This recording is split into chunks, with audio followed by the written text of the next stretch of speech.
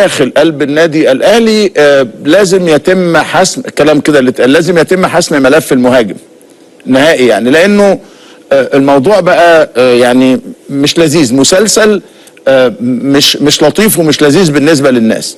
وهرجع اكرر الكلام اللي انا بقوله بقالي كام يوم. السنه اللي فاتت انا قلت الاهلي مش محتاج، لكن السنه دي لما انت مشيت محمد شريف وده خساره كبيره جدا للنادي الاهلي من وجهه نظري، ومشيت شادي حسين، وافقت على رحيل محمد شريف، وانا عارف انه الجهاز الفني كان متمسك بيه، لكن شريف تمسك بالاستمرار وانه يروح الاحتراف يعني. فالقصه اتغيرت تماما، فاتمنى انه الامر يعني بسرعه موضوع المهاجم ده. الكلام انه خلاص خلال 72 ساعه على الاكثر يعني، وانه الاسماء تم عرضها على مستر كولر، وانه في اسم الراجل يعني معجب بيه في حاله الاثنين اللي بنسمع عنهم موليكا وسوزا، ما تمش التعاقد مع واحد منهم، وانه في خطه بديله لو لم يحدث التعاقد مع مهاجم اجنبي. لا احنا مش لسه هنخطط خطط بديله ووجع قلب، احنا عايزين نمشي على الحيط، نتشقلب نتالف، فاضل 7 ايام على غلق القيد.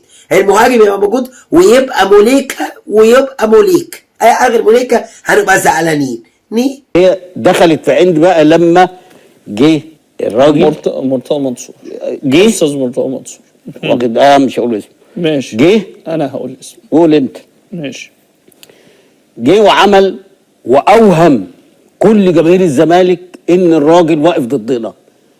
من 2015 بنسمع الاسطوانه المشروخه دي لغايه النهارده، لغايه بكره، لغايه بعده، لغايه ما اقنع ناس معينه ان هو اللي خارب نادي الزمالك. الراجل بيطالب بفلوسه، ما انت رحت وشتمته وعملت وعملت وعملت، وبعد كده الراجل قال لك انا عايز فلوسي بقى، طالما ان يعني ما فيش حتى كلمه طيبه ولا الكلام ده عشان ان انا اتنازل، لا فانا مش هنجحك بفلوسي، انا عايز فلوسي. كان 40 مليون، وصلوا لكام دلوقتي؟ 100 مليون. مين اللي خسران؟ نادي الزمالك. مين الاثنين؟